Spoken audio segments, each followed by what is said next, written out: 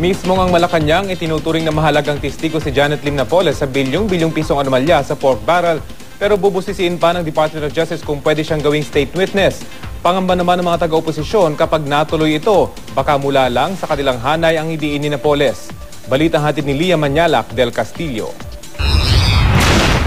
Dinesisyonan ng Pangulo na napakahalaga na maibalik sa ambit of the law si Ms. Janet Napoles bilang mahalagang witness para masabi at malaman ang buong katotohanan dito sa mga aligasyon ng korupsyon. Pagkadala niya sa Camp Crame kay Janet Lim Napoles, ipinaliwanag ni Interior Secretary Mar Rojas ang halaga raw sa pamahalaan ng negosyante.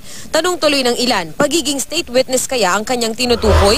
Kung tutuusin, pasok si Napoles sa definisyon ng batas ng state witness, ang kahit sinong may partisipasyon sa isang krimen pero gustong maging testigo. Pero paalala ni Justice Secretary Laila De Lima, may mga kondisyon yan. Kabilang na ang kawalan ng ibang direktang ebidensya na makakapagpatunay sa krimen maliban sa testimonya ng gustong maging state witness. Kung meron namang sapat ng ebidensya para madiin yung ibang akusado, ibig sabihin hindi na kailangan yung akusado na yan para i-discharge as a state witness. Ang kampo ng idinetena niya umanong si Ben Harluy, sinabing sapat na ang testimonya ni Luy para idiin si Napoles sa issue ng pork barrel. Because we will clearly establish the financial links between the foundations on one hand and Mrs. Napoles on the other hand. Then second, between the foundations on one hand and the legislators on the other hand.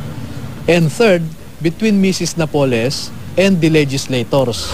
Isa pang kondisyon, hindi rin dapat lumalabas na pinaka-guilty sa krimen ang akusadong gustong maging state witness. Right now, she appears to be one of the most guilty dahil siya yung nasa gitna ng scheme na to as narrated by the whistleblowers. Kaya nakasalalay sa kanyang mga sasabihin at posibleng isasangkot ang posibilidad niyang maging state witness. Iba rin kasi yung marami siyang alam o may alam siya, pero baka naman hindi lahat pwede niyang sabihin. And it will not necessarily make her less guilty, ma'am. Anyway, if she talks. Exactly.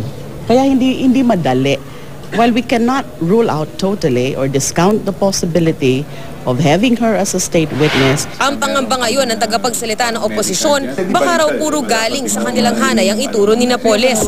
Bagay na sinegundahan ni Senador Jinggoy Estrada na sinasabing naglagak ng pork barrel sa ilang NGO ni Napoles. It is under the custody of the government and some unscrupulous elements might put words into her mouth. Hiwalay na kaso ang pork barrel scam na kinasasangkutan ni Napoles sa kasong serious illegal detention na siyang hinaharap niya ngayon. Lia Manyalak del Castillo, GMA News.